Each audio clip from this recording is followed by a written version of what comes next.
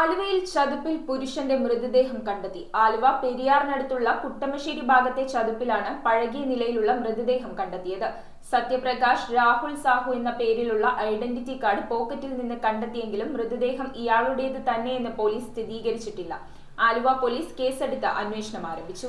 ആലുവയിൽ പെരിയാറിനടുത്തുള്ള കുട്ടമശ്ശേരി ഭാഗത്തെ ചതുപ്പിൽ പുരുഷന്റെ മൃതദേഹം കണ്ടെത്തി. മൃതദേഹം ഭാഗികമായി പഴകിയ നിലയിലായിരുന്നു. പോക്കറ്റിൽ നിന്ന് സത്യപ്രകാശ് രാഹുൽ സാഹു എന്ന പേരിലുള്ള ഒരു ഐഡന്റിറ്റി കാർഡ് പോലീസ് കണ്ടെത്തിയെങ്കിലും യഥാർത്ഥ തിരിച്ചറിയൽ ഇതുവരെ സ്ഥിരീകരിച്ചിട്ടില്ല. പോലീസ് സംഘം സ്ഥലത്തെത്തി പരിശോധന നടത്തി മൃതദേഹം ആലുവ ജില്ലാ ആശുപത്രി മോർച്ചറിയിലേക്ക് മാറ്റി. സംഭവത്തിൽ കൂടുതൽ അന്വേഷണം പുരോഗമിക്കുന്നു. News bureau, Aluva.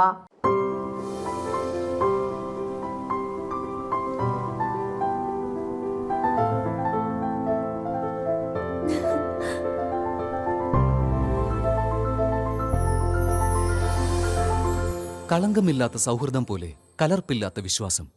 കല്ലൻസ് ജ്വല്ലറി.